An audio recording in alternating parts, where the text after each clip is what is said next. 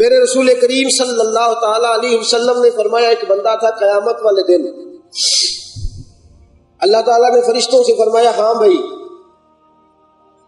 میرے بندے کے نامہ اعمال میں کیا ہے؟ فرشتے کہنے لگے یا اللہ سارے گناہ، نیکی ہے کوئی نہیں، کوئی نیکی نہیں۔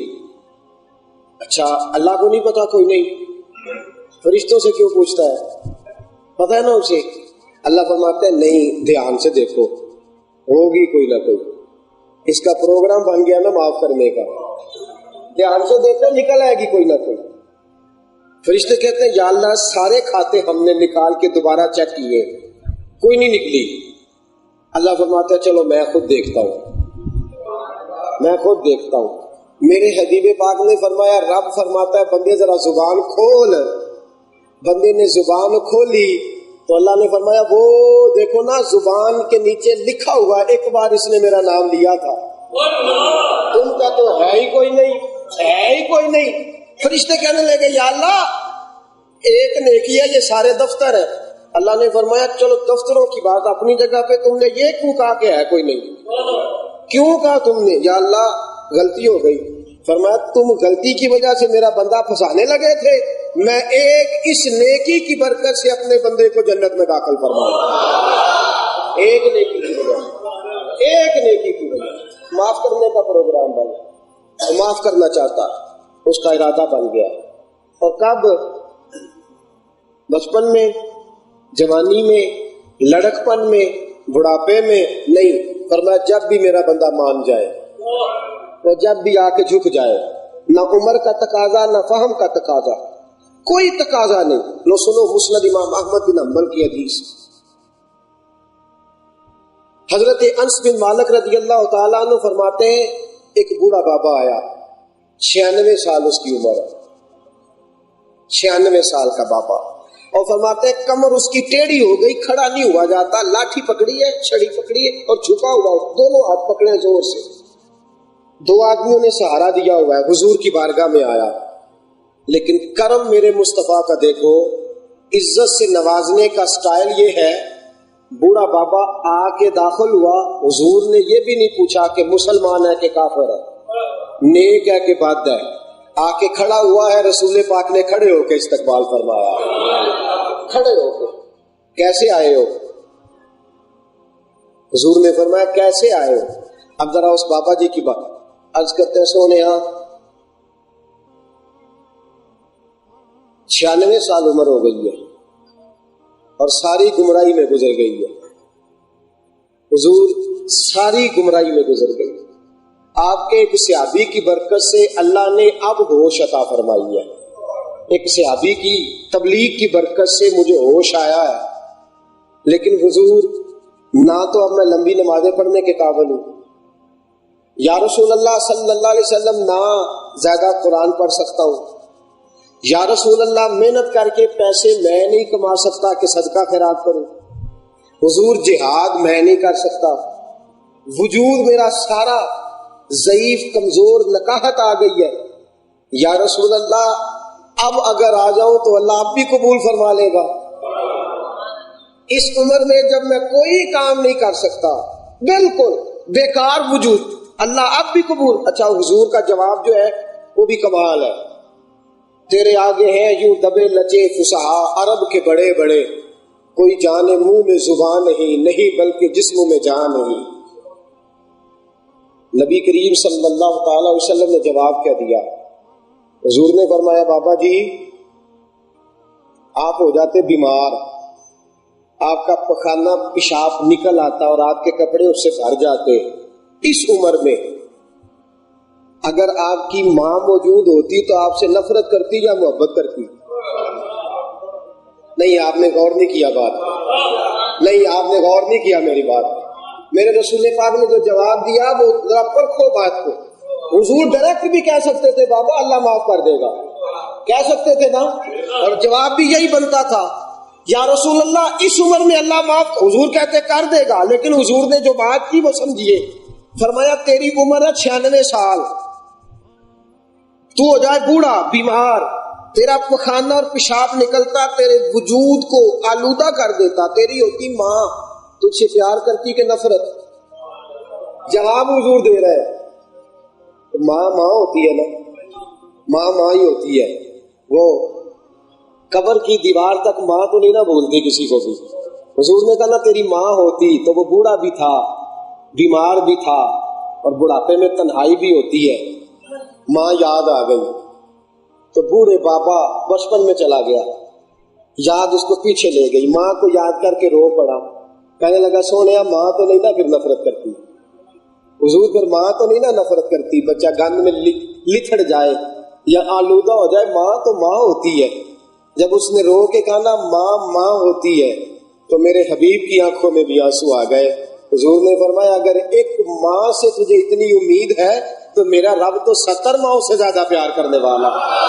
اگر ایک ماں سے تجھے اتنی امید ہے وہ تو 70 ماؤں سے زیادہ پیار کرنے والا ہے. فرماتے ہیں بوڑھا پاپا اللہ کی رحمت, لاٹھی کا سہارا تھا, اس نے یوں زور لگایا کہ لگا اس کی کمر سیدھی ہونے لگی ہے. خدا کی رحمت کے سہارے سیدھا ہونے لگا. کہنے لگا سونے آپ پڑھائیے پھر کلمہ. مجھے لگتا ہے میں ابھی کلمہ پڑھوں گا اور میرا رب مجھے ابھی معاف فرما دے گا. رسول پاک نے کلمہ پڑھا, 96 سال کا بابا. پتہ نہیں اس کا انجام کیا ہوگا, یہ دین پہ قائم رہے گا کہ نہیں رہے گا. انما الاعمال بالخواتیم, عمل کا دار و مدار اس کے خاتمے پہ ہوتا ہے. پتہ نہیں کیا بنے گا, لیکن وہ کلمہ پڑھ کے باہر نکلا تو میرے حبیب پاک نے فرمایا صحابہ بابا ابھی گلی میں ہے, کسی نے جنتی کا مکھڑا دیکھنا ہے تو جا کے بابے کی زیارت کر لو. کسی نے جنتی دیکھنا ہے تو دیکھ لو جا کے, ابھی آیا ہے. ابھی کوئی آیا لے کے چلا گیا, کوئی آیا لے کے چلا گیا, کوئی عمر بھر بھی نہ پا سکا. میرے مولا تجھ سے گلا نہیں, یہ تو اپنا اپنا نصیب ہے. کوئی آیا لے کے چلا گیا, کوئی عمر بھر بھی نہ پا سکا. میرے مولا تجھ سے گلا نہیں, یہ تو اپنا اپنا.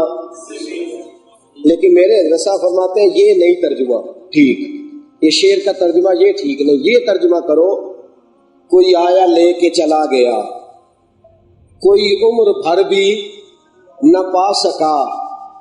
ارے قسمت تجھ سے گلا نہیں, یہ تو مزاج لطف رسول ہے. یہ تو مزاج لطف رسول ہے. حضور کی جس پہ نظر پڑ جائے, یہ تو مزاج لطف.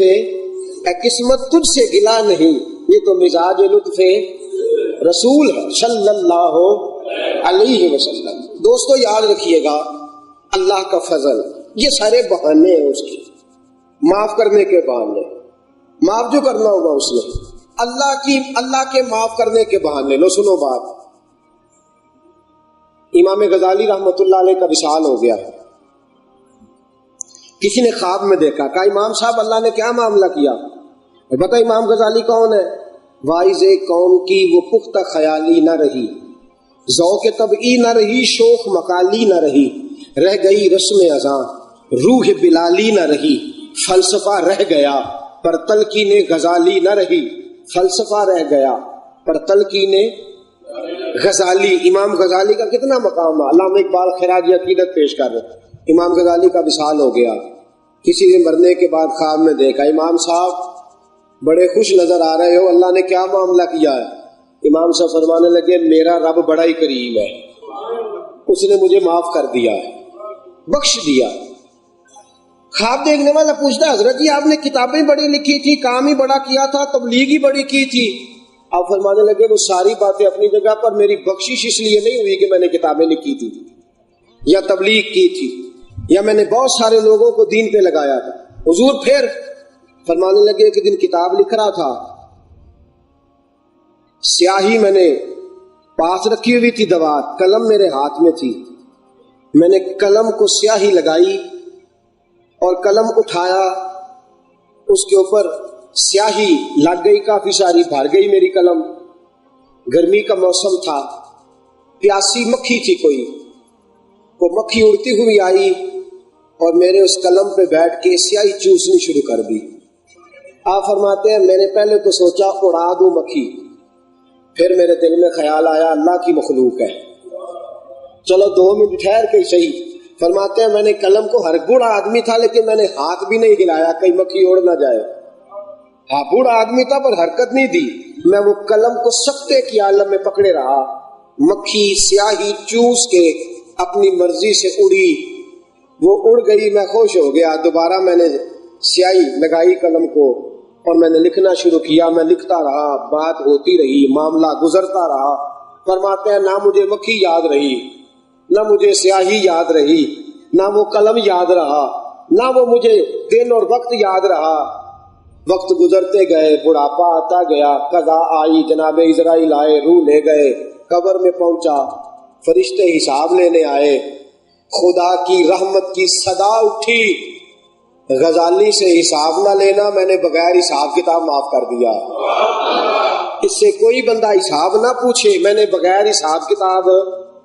فرماتے ہیں میرے دل میں تڑپ تھی کہ یا اللہ بتا تو صحیح کس لیے معاف کیا ہے، میری تحریر کام آئی یا تقریر کام آئی، طریقت کام آئی، شریعت کام آئی، مسجدوں مدرسوں کی تعمیر کام آئی۔ اللہ کریم نے فرمایا تیرے سارے کام ہی اچھے تھے اور سارے ہی تیرے کام اجر والے تھے، لیکن تو بھول گیا ہے، پر مجھے تو یاد ہے نا، میں نے تجھے معاف اس لیے کیا ہے۔ ایک دن ایک مکھی آئی تھی اور تیرے قلم پہ بیٹھ گئی تھی، تو نے اللہ کی مخلوق سمجھ کے مکھی کو نہیں اڑایا تھا، تو مکھی کو خوش کر رہا تھا، اور یہاں تیرا رب تجھ سے راضی ہو رہا تھا۔ فرمایا غزالی تو نے مکھی پہ مہربانی کی، میں نے فیصلہ کر لیا تھا غزالی سے کوئی حساب کتاب نہیں لینا، بغیر حساب کتاب اس کی بخشش کرنی ہے، بہانہ نہیں تو اور کیا ہے۔ ایک اور حدیث سناؤں آپ کو، آپ خوش ہو جائیں۔ مجھے تھوڑی سی الرجی ہے کافی عرصے سے، کوئی نہ کوئی چھوٹی چھوٹی بیماری بندے کے ساتھ رہے تو فائدہ دیتی ہے، جو بندہ غلطیاں کرتا جاتا ہے وہ ساتھ ساتھ معاف ہوتی جاتی ہے۔ تو میں چونکہ مریض ہوں تو یہ گرمیاں میرے لیے بڑا مشکل مرحلہ بنا دیتی ہے،